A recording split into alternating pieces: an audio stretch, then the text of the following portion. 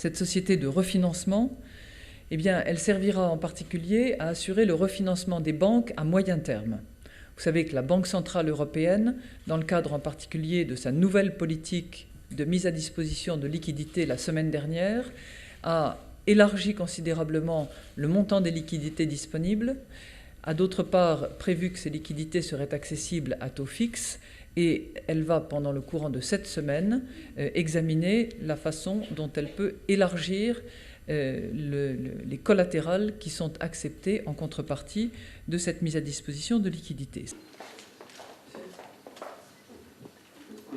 Eh bien, ce deuxième mécanisme permettra de renforcer les fonds propres des organismes financiers français et concrètement, le projet donnera la possibilité à l'État d'acquérir des actions de préférence ou des titres subordonnés pour renforcer les fonds propres.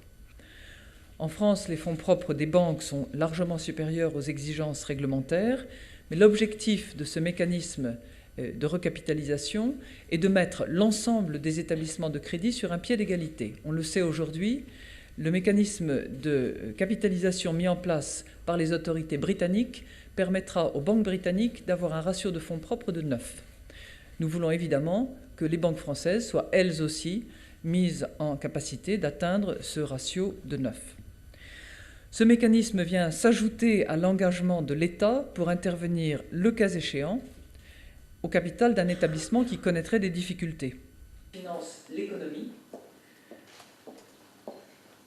premièrement, et ça on va le définir et l'élaborer, mais donc c'est pour le financement de l'économie, qu'il s'agisse des entreprises, petites, moyennes. Point numéro 2, tout le mécanisme du refinancement que nous mettons